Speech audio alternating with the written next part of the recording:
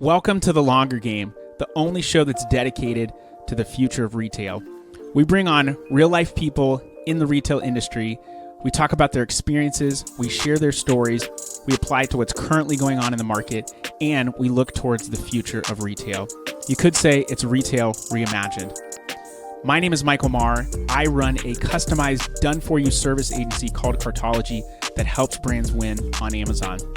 Now, while my expertise stems in the Amazon field, we bring on a wide array of guests because retail is expansive. You've got e-commerce. Yes, you've got marketplaces like Amazon. You've also got brick and mortar that is evolving. You've got logistics. You've got technology, finance. There are so many aspects to retail, and it's complicated. So we're here to bring you the entire story. Do you think that you have an interesting story and you'd like to tell it on the podcast? Then go to thelongergame.com and fill out a form to be a guest on the show today. You can catch The Longer Game on any social channels: LinkedIn, Facebook, Instagram, Twitter, YouTube, and our website, thelongergame.com. We've got all awesome guests on this show, so that I will promise. Are you ready to hear more about the future of retail? Let's get down to business. Welcome, everybody, to The Longer Game, the podcast where we talk all about retail. And our definition of retail is super expansive. We talk about e-commerce. We talk about marketplaces. We talk about retail. And that landscape is constantly evolving. So we like to bring on people to give us different perspectives and talk about how brands really can win continuously. And so today on the show, I have Jaime Schwarz. He's the founder of Brand Therapy. I'm going to let him tell us a little bit about what he does, and welcome to the show. Thanks for being here, Jaime. Thank you so much for having me. I always have to ask myself what the hell brand therapy is because it keeps changing. And since I'm the inventor of it, I can say it's I whatever I love want it to that. be. Just like this is your podcast. We We can can talk about talk whatever. about whatever we want. So we'll start at brand therapy and we'll see where it goes. I was originally a copywriter and creative director at ad agencies for about a dozen years. The longer I was in it, the more control I had, the more I was seeing a giant hypocrisy hole in storytelling and just trying to give the client what they wanted was a beautiful story that made a potential consumer fall in love with the idea of the brand. But inevitably, a company can't live up to that. And you're just creating a trust bubble that pops differently for everybody at different times, depending on what it is. And we got to places, frankly, after I started building brand therapy, but we had things like Bud Light being woke and not woke at the same time. And we had been living through a generation of social media that had given us a voice. We had a way to talk back. It was a two-way street now. Uh, but all they were doing is lip service. So how do we solve that? And I had gotten into the startup space, into the hackathon space, that kind of stuff, as advertising will take you there if you let it, um, into not just market shifting, but product market fit. And what didn't turn out to be a discipline and what I focused on was product market shift. How does a company genuinely use a brand as a go-between of company and consumer by letting that brand speak for itself, giving you that perspective to not just find your product market fit, which is exactly who you are for exactly the right people, but to be able to product market shift as your market shifts, as your competitor shifts, as innovation shifts, as your culture shifts. Those are all things that make product market fit a moment. So realistically, we have to talk about adaptability and the way to create a two-way street that's healthy between a company and consumer. And for me, that conduit was the brand itself, bringing it to life and letting it speak for itself. First psychologically, but then in 2022, when AI kicked in, yeah, now we have live conversations with our brands. And whenever you turn on AI with your consumer, they're talking directly to the brand, whether you admit it or Yep. not. So that voice better be real. It only makes sense that brands would have to evolve if they want to stay relevant. But I think the Mhm. real issue is, can they stay relevant while also being true to their core values at what started the brand? And that's where it feels like there's a ton of dissonance because but honestly, I don't think there's really anything new under the sun. Why wouldn't you be able to do that? I feel like if anything, we probably get in our own heads I'm saying like as a brand or as the people who run the brand. Mm-hmm. But like what and honestly, I think that most people when they start a brand, I don't think they even necessarily know, or let's just even say a business, like what are my core Yeah. values? What is something that helps drive me to where I want to go? I'm going to have a goal, but there should be some kind of guardrails around how I get there, and that's what defines this as a brand. I just don't think most people know what those things are. Most of the effort, I really think, in a brand strategist's arsenal is just about convincing clients that mission, vision, values are worth it. But Mm. I like to go deeper and say, well, yeah, but what for? When companies usually start, there is a why, but it's more the what. It's more the product. I'm gonna say I'm selling this. How do I make sure I sell this well? Uh, and at the cheapest price of the best service, and whatever combination of qualities you need to be. Um, I stand on a lot of different thought leadership platforms, one of them being Simon Sinek's Golden Circle, the what, the how, the why of a company. And you will level set to sell the what of your company. So he uses Apple as an example. We sell the best computers. We have the best RAM, we have the best megahertz, we have the best screens, blah, blah, blah. And that's what you sell. Or do you sell a tool for the crazy ones, the creators, the funky ones, the people who make change? We are in service of those people. We happen to make computers. If you are stuck on your product, you can't product market shift. It will hold you back. You will be Kodak saying, "We just invented the digital camera. Oh crap, we're going to lose all our film sales. Let's patent the digital camera, hide it, and just sit on it." Hold up. Are you And saying then what that happens digital 20 years cameras are later? not being used anymore? I use mine I'm every saying single that day. when I'm kidding. Kodak, I'm kidding. exactly. Yes. Yeah, yeah, yeah. I'm saying everybody used film, Well, and and now Kodak made their life on it. and now people, but now some of that analog stuff is coming back into fashion. Not quite like it was, but like small little No, in a polar cute way. in a cute way. Yeah. Like The same way we have vinyl records. yes, and no one's like using a It's vinyl record in their car. There's just not would not be very Yeah, well, practical. that's an obvious slapback to any time we go through automation. There's always a Luddite crowd, and I don't mean Luddite in a bad Mhm. way. I mean Luddite in a every time we become something new, think psychologically like Freud, every change is a death. And we hate death, but we have to leave behind who we were in order to be something new. And that's a hard thing to admit. Yeah, no, in order to make a change, you have to make room for something else, and so that Yeah. old thing has to die. But I think the death of something, even if it's like a old you or a job or something, even with the brand, like we're retiring something.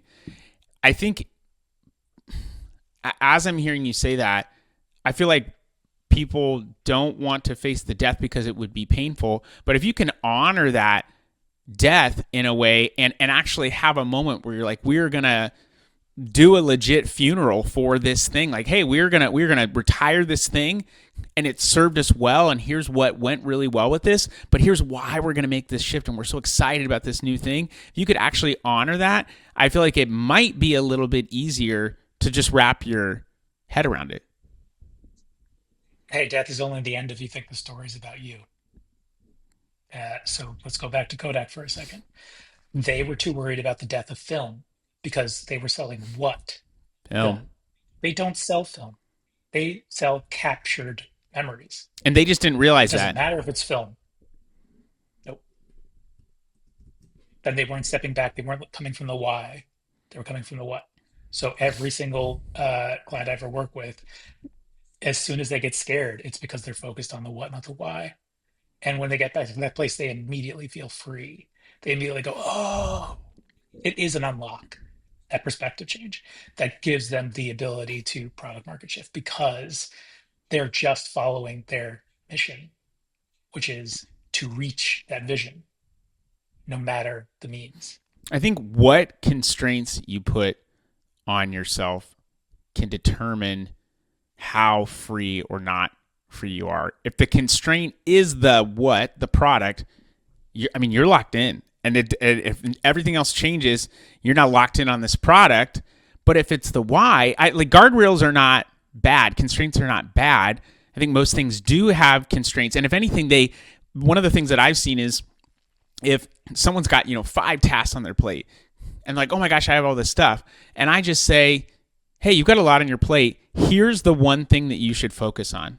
That now frees up mental energy for them for the 4 other things that they're like, I don't have to worry about this right now. And now I can be super creative on this one thing. So those guardrails actually help you to be free. Like people think about, I think even with kids, like I'm going to let them be 100% free. And it's like, yeah, but kids are not as smart as you and I love my daughter, but like they need guardrails. They need guidelines to know and have definition around things. And we all need guardrails. Like we have to go to sleep at some point. We have to have nutrition. So those guardrails actually allow us to be more focused and be better versions of ourselves because we're not so like decision. I can't even think of the word, Yeah. but like we're a decision overload because we've got so many options. That's why people say, give people, 3 options instead of 12. They don't need 55 flavors of something unless that literally is your, Baskin Robbins thing. But like, just give the people the focus that they need so they can be creative. They can get more out of their brain. I have been waiting so long for brands to embrace omakase and just say, look, we know Mm. you're coming to us because we can curate for you. Come for this experience. Drop your brain, open up your 5 senses. Let's go. That's why you're here. And communicating that. There's so much of that being provided. Do you ever read the VML intelligence brief? Used to come out of J. Wells Thompson, which was Wonder Woman Thompson. No, I VML. haven't. So they send out a monthly, it's semi-monthly, about where we're headed, Okay. and they were talking about loyalty this past article and how it's moving from the what are those things that you get to the fun of it because loyalty is actually on the way down because we're bored with it Mm. Okay. as humans. The trend actually ended up happening that we built up so much structure, so much you have so many choices that we're like, okay, like the whole point of loyalty is there's an emotional attachment, right? Which comes with a lot of reasons to believe, but you need an emotional attachment to have a patron Do you see that as a because you're attached pendulum? to the As a brand. pendulum of moving from structure back to. Okay. Oh yeah. Oh yeah. I'm not saying that it's you don't need both of those things. They're just qualities Sure. that, take priority one over the other. But you also have to remember within your structure, whatever constraints you're making, what is the strategy that you're building on top of? So I use an analogy with soap a lot here. If you're selling soap, you are not selling chemicals in a bottle. And it is a big leap, and it has been for the past 50 years, just to tell your client, you don't sell those chemicals, you sell a clean house, just to get them to the benefit, Yeah. to live in the benefit. The thing is, we don't sell to everybody. We sell to a very select psychographic, a niche that aligns with us because we're not soap. We're a specific brand of soap. We're method, we're seven Yes. generation, whatever. So if you're um, uh, the people that you're serving have a real problem with the dirty house. You're not selling a clean house. You're selling the confidence in hosting. Mm. Yeah. You're selling I feel good about, and then all of a sudden that frees you to go, oh, we don't sell any single product. We are a part of a tribe that is focused on feeling good about your space and showing it and sharing it with people. Or seventh generation or method, it's an eco brand. It may come from the fact that the chemicals are specific chemicals that you really want to make sure are pronounceable or whatever. But how does that come across to the client? The benefit there is virtue They signaling. feel good I want a about what they're beautiful, what they're using. Yeah. Exactly. so I need to buy a beautiful Yeah. bottle that's going to sit on my kitchen island for everybody to see because that's what I want to Yeah. share. Yeah. That's why some brands need to have a loud logo and some brands do not want to have that at That's why all Clorox because goes of the under the relationship. counter, and the method bottle goes up. You may have both, but there's a reason why and maybe not. But It's why Clorox had a long, we had a big fight over this like 20 years ago with Clorox working with seventh generation to have a Clorox approved thing because the problem was people wanted to buy eco, but everything that stopped them was efficacy. yeah. We couldn't tell ourselves I wasn't buying this because of eco, because of eco. I needed the efficacy, but I wouldn't tell that to myself. Yeah. So I was never happy with my eco product. So they played out a balance there. I love, I can feel freedom when you're saying you don't sell soap, you sell a clean home. I can feel the freedom in someone going, oh, okay. Because the next thing in my mind is, well, now what can we create for that clean home? You almost Hmm. almost have limitless possibilities of what you could do. Okay, well, you know what? I noticed that in my home, I have X problem, and I've thought about maybe this one product, and we could take this cleaner from this other product, but put it into this application. Maybe there's an audience for that clean home. Like it, the constraints free you up to think about all the other additional things that can drive towards the benefit, not just drive towards selling a product. And I feel like we get in our heads about, well, we become so concrete of, well, I sell product and I sell this. And I see this all the time with brands on Amazon, which is, what my agency does, Cortology. They will say something inevitably like, I want X KPI. I want a 3-to-1 RoAS. And I always like to ask the question, and I don't know that it's always received well, but it has to be asked. And it's a simple question. It's just, why? Why do you want a 3-to-1 RoAS? Well, because that's a good RoAS. Okay, but why? Why is that a good RoAS? Well, because, and they may have a reason, like, because then our ad sale is profitable at that. Okay, great. So you're only looking at your ad sales as a profitability engine. You're not looking at the impact that it has on total sales because ad sales influence organic sales. Oh, we're not. Okay, well, let's talk about that. Or it's literally just, I don't know, I've heard that's a good number. And it's like, okay, well, like, let's maybe reframe. Maybe it is a good number. Maybe it's not, but let's talk about how that could be limiting your thinking. It's the wrong Hmm. constraint to put on. We live in a specialized world which creates silos, which means that I'm only focused on my own needs rather than the mutual commitment I have to the larger company, let alone the larger brand. That's why I'm the co-founder of the Team Flow Institute, which focuses on making sure you're listening to the brand and you're listening to the mission of the company rather than your own perspective. If you get that brand voice in your head, it's the what would Jesus do? What would my brand do? You stop thinking from your own blinders perspective. I need this ROAS. Why? Yeah.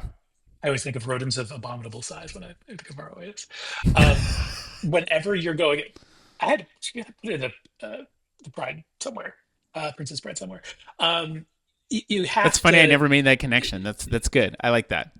Well, it's ROUS, Oh, but but still, to the that's right. You get non-linguist, RoAS. it's close. Yeah, close enough. Yeah, Russ.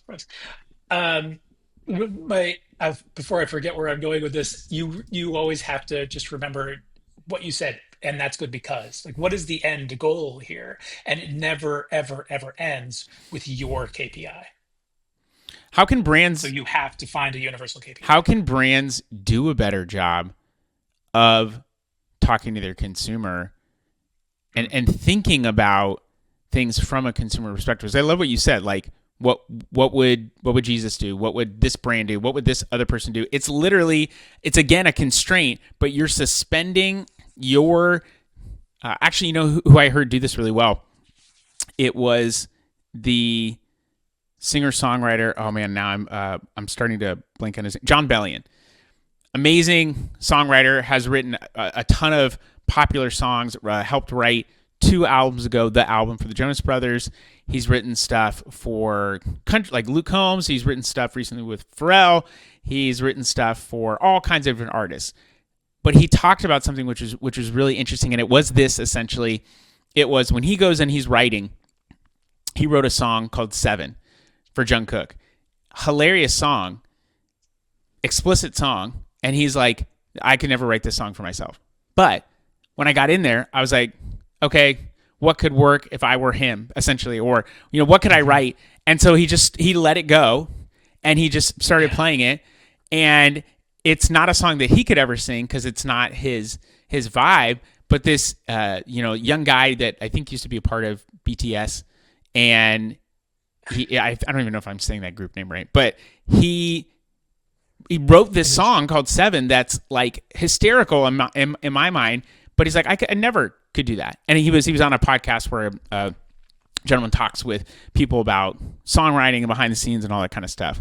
And it was just amazing to think, oh, if he had been like, what is John Bellion going to write? He never would have had that song. But he suspended. It's exactly what you're saying. He suspended his belief of like, okay, I'm no longer me. What would I write if I were this person? We need restraints. We just have to find the right restraints. And that we're already talking about a big shift here, which is we're moving from product marketing to brand marketing. And that's a big thing that a lot of people talk about, especially I think Airbnb is probably the biggest one out there in terms of talking about the pros of brand marketing. But it has to get back to just recognizing we live in a commodified world. And what are you focused on?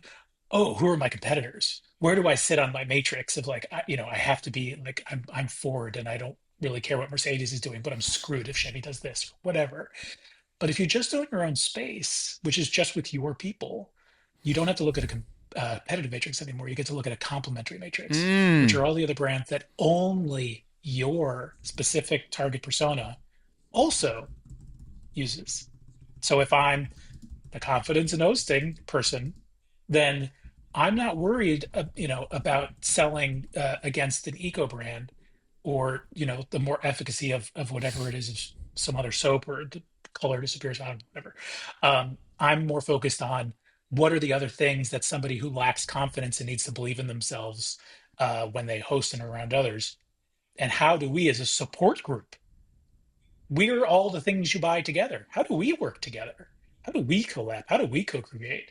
Because that's actually where you end up getting the bigger benefits because you're there for your persona. Stop living in your perspective. Live in the brand's perspective, which is in between you and the consumer. And when you're saying you're talking about the like brand people, the brand I'm talking owners. about anybody that works for the Right. Okay. company. My absolute favorite story I use for this one is when JFK, after he declared the "We're going to the moon" speech, went down to Houston and was like touring around NASA, and he came across somebody in the hallway who happened to be a janitor. And he, excuse me, sir, what do you do? And he said, I'm helping getting somebody to get to the moon. It doesn't matter that you sweep or you do calculus. We're both doing the same job. Man, I don't even want to like say anything. Like that's super rich. It is. That's And I love that story. that's so And it good. really means that if you are a salesperson at the Gap, or you are a designer at the headquarters at the Gap, or you are the cleaning person at the Gap, or you are the agency telling that story for the Gap, you're all in service of what is the vision of the Gap? What's the world that we want to make together? We all have our part to do. When you are able, I mean, I can't let dead air like go on for too long. It just doesn't sound good on a podcast. But but I'm sitting in that moment and I'm hearing that, and I'm thinking about how you're right. We live in a commodified world. It's so easy to say, yeah, but I have to sell this thing.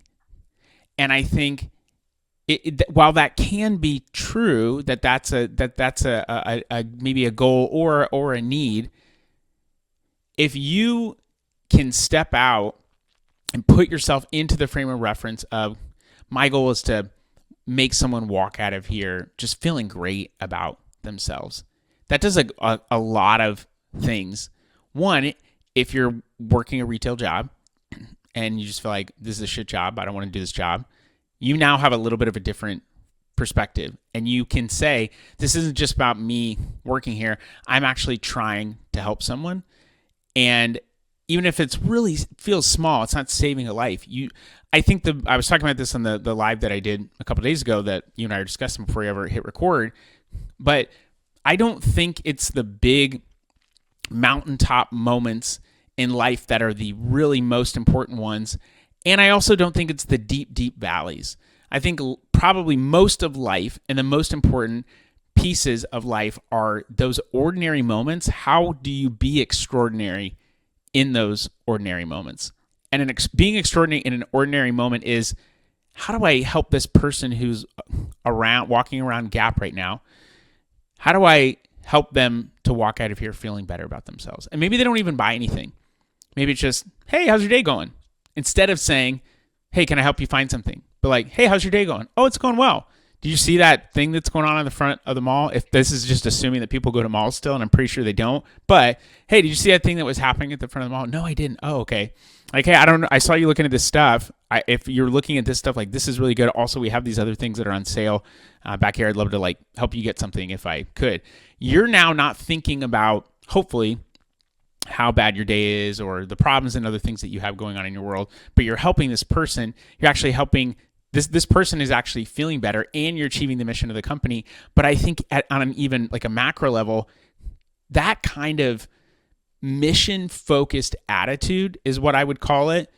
That will exude and people will recognize that. And if you work hard, you can start to leverage that in a way that if you were not mission focused, you'd never be able to do that. I'm going to simplify that down a little bit with some other language I use. If you go to brandtherapy.coach, it's the first thing you see. Don't sell your product. Sell what the customer is actually buying. Don't come from a sell attitude, come from a buy attitude. You're thinking from your perspective, how do I sell this? I need to get money for this. Instead of they need something that's going to be worth more to them to have than the money they're parting with for it. They don't care about the sale, they care about the purchase. It's just a switch of perspective, but what that does for somebody and what it is that they need it for. Because I'm not buying soap, I'm buying confidence. So I have to find out what is that thing that that person's looking for. And I want to have a conversation around what are you hosting tonight? Not what kind of soap are you looking for? And that will get you there. So when you focus so much on your product, you forget why your customer's there. And if you are a salesperson, the best thing you can do is listen. So once again, teaching in at City College copywriting, the first kind of copy that I teach is a pickup line. We come not an actual pickup line like, hey, what's your sign? But like, what brand are you? You are the brand. You are walking up to a customer at a bar. What do you say? If you're thinking like a regular ad, you're thinking, would you like to go home with me? If somebody actually said that to you, what the hell? Why? But why is every ad? Here's this thing. Let me interrupt your life with an offer for something that you may or may not want. Yeah.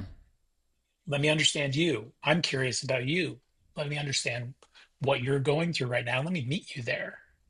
How do we meet people where they are? The best way to do that, first of all, is to have a very specific kind of customer. So you know how to broadly meet everybody that you want to service. And also be totally cool with ignoring the people you don't want to service Yes. or being okay with, you know, going against something that they don't care about. But at the same time, you are on a journey. It's that funnel. It is a funnel no matter what you're doing. And I teach that over and over again. It's always a funnel, but it's always a conversation is one thing at a time. You can't do anything until they respond. You say one thing. What's the one thing that's going to get them to respond? Every copy line is only there to make sure it's good enough to read the next line. Mm. We just had this Marty Cook, who was a great creative director and one of the a bridge between like the Leo Burnett's and the Ogilvies. Like he was the junior then to the leaders that like I'm old enough to. He just passed this past week, and he's in this book, the copy book. This book is amazing. It's just all these great creative directors just all telling things about copy and then giving examples. Marty was the one guy in the book who said like I need to show some pictures, and he showed an example of an icon ad where it's like here's what. This famous photographer had to say about this lens. And it's just quote marks around one of their pictures because we don't, photographers speak in Yeah. pictures. So why the Mm. hell am I using copy, which is my skill set, to write out? I've got to come from their perspective to sell to When they're photographers. We trained speak in to pictures. frame things in a specific way to capture stuff to tell a story. It's just maybe not, Yeah. a language that Yeah. you're as familiar with. Yeah. So you have to learn that language. That's the point of a copywriter is to take on that language. Like an actor, you have to take on the role. You have to meet people where they are and be that thing. I've sold an IUD before, but oh my God, was that a long journey for me to go on and a lot of conversations I had with my wife and other women in order to legitimately do Yeah. that. Anybody can sell anything. with empathy. I 100% believe that, and I think we limit people because like it would be very easy for someone to say, "Oh, you couldn't sell an IUD because you would never be able to have one of those." But why not? Why couldn't you get into that mind frame of that? Even if you can't be the person to use the product, you can know that person. Just in the same way, like there's female urologists. In that same regard, you can get into the mindset and know the disease state or know the issue really well. To anybody could, I think, get down to the place where they say, "Oh, here's the problem. Here's the root. Here's the problem. Here's the root cause. Here's how we address that root cause." Oh, okay. Well, now I can feel the pain in between the solving that root cause to get to the new outcome that we're looking for. Okay, now I get that, and then just practice. Probably the best story. I can give you. No, Oh, sorry, you go. You go. I'm just going to give an example of how great ads work perfectly and horribly to do that. Everybody loves the "Man Your Man Could Smell Like" ad from like 10 years ago because it was viral, is wonderful. What made it work, what made the sales go through the roof, was not how cool it was to watch. It was recognizing, wait, it's the girlfriends and the wives that are buying the soap, not the men. We have to sell to them, create the "Man Your Man Could Smell Like" to sell to them. Oh, that sells through the roof. Versus there was a Friskies ad, which was "Feed Your Wild Side," and it was hilarious. It was amazing. It was a little like a house cat, just a little outdoor cat, but in the savannah of Africa and chasing down a gazelle. And it was awesome to watch, and everybody passed it around. But it scared the crap out of cat owners who didn't want to think about their cats being wild cats inside. They wanted to think about the big cute things that won't hurt them. Mm. So sales tanked when such a great Wow, that's ad came out. crazy to even think that it would have such an impact. But that's honestly amazing. Meet people where they are. I was thinking of a different story, but as you're saying that, I've said this before to people or to brands. Like who are you selling to? And like one of the best examples I've seen, I'm gonna steal the one that used make your man. What was it? Make your man smell like the man. The "Man Your Man Could Smell Man your Like." man could smell like. Is Whiskey Stones. I love good bourbon. To be clear, bourbon, American whiskey. Not a big Scotch fan. There's some I would drink, but I also love tequila and I'm a Scotch fan. and We can both but sides here. I'll be the yeah, Scotch but fan, we you and the we bourbon but we I will try stuff and I'll bring stuff to the party and then we'll see. Maybe my palate will adjust. I will say like Lagavulin, not a big Isla Scotch person, but my brother-in-law had a one aged in a sherry cask. And I was like, okay, like I can get down with this. My favorite Scotch of all time is the Macallan 12-year. That's also aged in a sherry cask. But my bourbon collection is much more extensive. But most people that drink bourbon and that have drank it for a while. And by the way, there's so many people that are like, this is how you have to drink it. No, that's not how you have to drink it. Drink it however you want to drink it. If you're the one that's buying it, drink it however you want to drink it. Although I did not accidentally yelled at someone because they were about to pour some Blanton's Gold, some Dr. Pepper into Blanton's Gold. And I said, no, you can't, you can't do that. Just one point of clarification: you can do whatever you want. However, if you're in a community, you're a community of drinkers or whatever, yeah, there are Yeah. rules. So but if you're on your own, you're buying it. Totally cool. I'm not going to judge it. I just was like pouring this guy a sample and he started to put in some Diet Dr. Pepper. I was like, no, please don't. You can't do that. I'm more than happy to share. I'll give you double, but like, just don't do that because you're going to ruin it. But drink it however you want. But most whiskey drinkers, most like people that are drinking bourbon and or Scotch, they're drinking it with some kind of ice or they're drinking it neat. And whether they know it or not, it's for a reason. And the Whiskey Stone does not achieve that end result. If you're drinking it neat, you wanted it proof, you don't want it to be watered down, you're okay. If it's a higher proof, you're okay with the alcohol flavor. If you're drinking it over a couple ice cubes or an ice cube, you are wanting the temperature to change to open up flavors that would not be there if it were drunk neat, and it's coming across your palate in a much better way. The Whiskey Stone is cold. It does neither of those things, So who is that product for? It's not for the whiskey drinker. It's for the person that knows someone who drinks whiskey, and they can now feel good about buying a gift for their friend. You have created a very strong scenario of something to sell with and meeting people, a specific group of people at a specific point where they are, but you can't step into the same river twice, especially when it comes to things like whiskey. People go on journeys. The things I was drinking when I was Yes. 21, my first legal drink was a purple hooter that I turned 21 in Vegas and ordered a purple Oh my hooter. gosh, that's a great story though. I was, but that exactly. And my second drink was an Irish car bomb. Oh my Like, gosh, but wow. I mean, like, I have, yeah, I know, but like, I have, Abel Feldy Yeah. upstairs right now. Like, it's my point is, and I go through moments of like, I want the ice. No, Yeah. I want the splash of Mm-hmm. water. No, I want the whiskey stones or whatever. Who am I talking to? What journey are they on? This is a parenting thing that we, I'm bringing it up because we both have the kids to have this. Yeah. If you want to get your kids into reading, you don't get pissed at them for reading Captain Underpants, which is filth and stupid. You relish in the experience that they're having with the stupid book because it's the first book and it's the first step. So you're proud of them for that because what are you actually proud of? Right? It's not the book, it's the act of reading. And so what is it that you're celebrating? And that's strategy when it comes to parenting. You got that's what leads to Shakespeare. You got to get there somehow. Yeah, I love that. The journey is so true. Which is why for retail, when you're thinking about alcohol, Whiskey Stories, which is in DC and New York, wonderful retail experiences, partnership where you can bring whatever brands you want, or you can bring whatever clients you want, and they'll go on a journey of a whiskey story.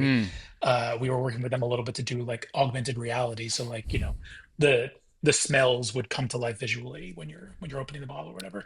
But like that's I'm not drinking the scotch, I'm drinking the story, yeah. And right? there's so much When people drink history Coke, they're not drinking Coke. There's the taste of the brand they like. and there's so much history in there too as you start to unfold. Like it makes it a more makes it a richer experience when you know more of that stuff and allows you to enjoy it more. Hmm. The other example of this is there's a great book I read called Gap Selling by Keenan, and he talks about how when a Palm Pilot came out, he had a Palm Pilot and his battery kept dying because the case that he had, whatever, it was the case that he had, and so he needed a new battery. So he was at this like Radio Shack. He's like, "Look, I need a new battery. I got to get to this meeting." The guy was like, "Okay, like I can get you a battery."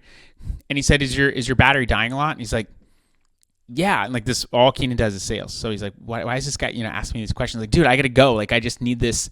I need this thing. And he's like, "Okay, do you have a case on it?" He's like, "Yeah." Do you put your case in your pocket often? Yeah.